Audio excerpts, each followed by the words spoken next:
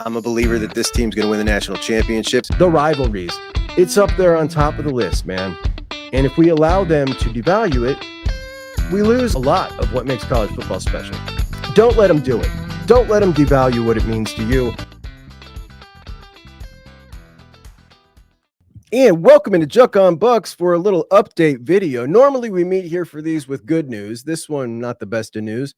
Jacob Weatherspoon, a four-star safety who is being recruited as a corner to Ohio State, most likely a nickel, by Tim Walton, committed back in January to the Buckeyes from Avon. He has flipped his commitment to Bill Belichick in North Carolina. Now, Devin Sanchez tweeted earlier today, freshman phenom corner Devin Sanchez. He tweeted today, he since deleted it, so I can't tell you exactly what he said, but he was referring pretty clearly now to Jacob Weatherspoon. And what he said was something to the effect of, not going to the school you want to go because you're worried about the talent in the room is crazy. Something like that. Now, somebody responded to him and said something like, kind of like, you didn't go to Texas. And his response was pretty interesting. We'll go over that response tomorrow because it goes in with that topic.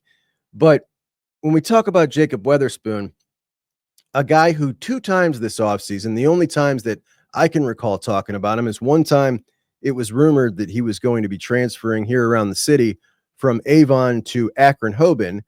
And I asked him about that. He said it wasn't true. And then another time it came up during official visit season last month that he was either he had or was going to take a visit to Penn State while committed to Ohio State. The coaches didn't know about it.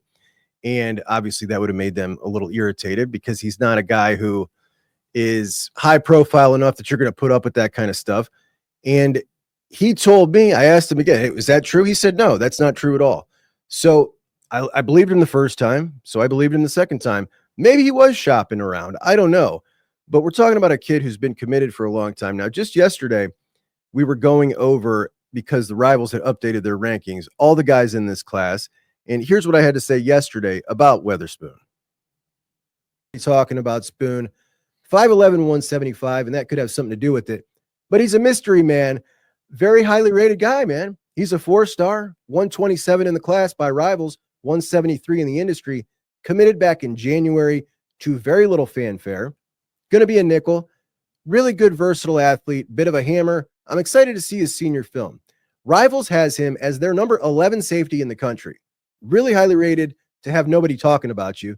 Certainly a very confident guy. You guys will like this. So somebody was asking these dudes, I think it was Letterman Row, where they think they should rank in the video game. Like, what should their ranking be?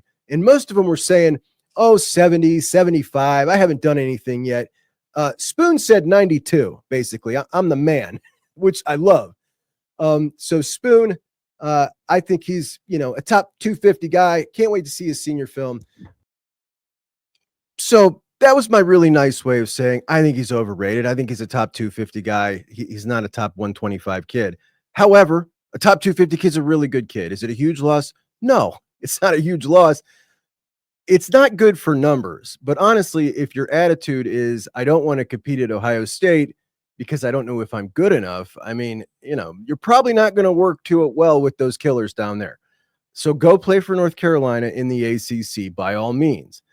If you need to see the field early, if you don't want to go compete for that, it's not going to be a place that's going to work out for you. Better Ohio State knows this now, where they can still do something about it, than later on down the road, or he just transfers out or fizzles out after his freshman year.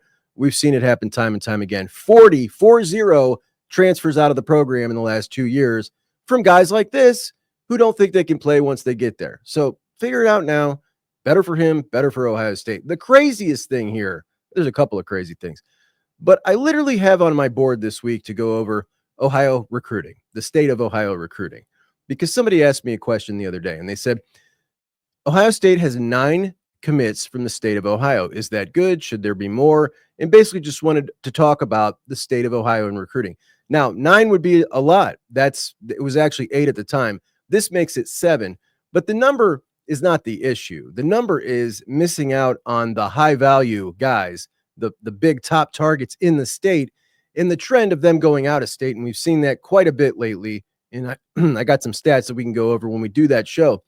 But the funniest thing was we came into this class, those of us who follow recruiting, just joking at how hilarious it was that Tim Walton had these guys in state. And by these guys, I mean a ready-made class.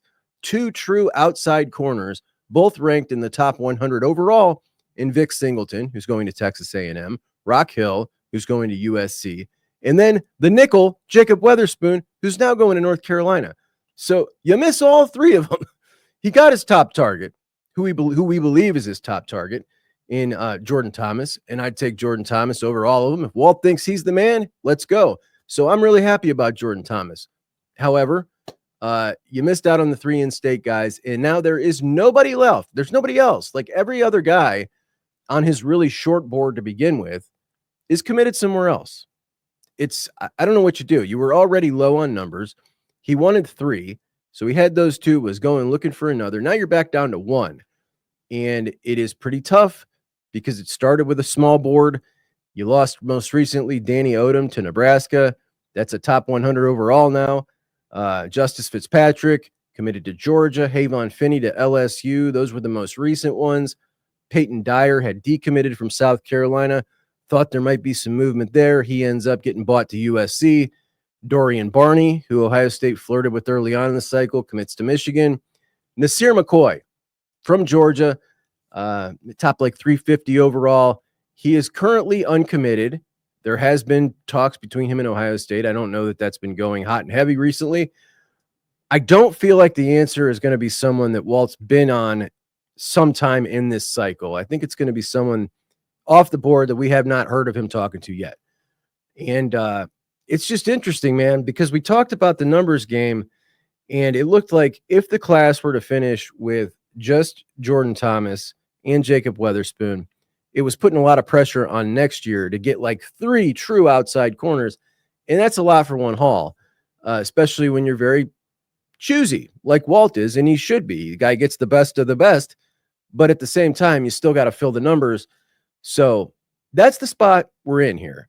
And it could lead to some real fireworks down the line for this class. We could see a really exciting poll, or it could be a ho-hum edition, but there's going to be somebody else added. That's almost for certain now.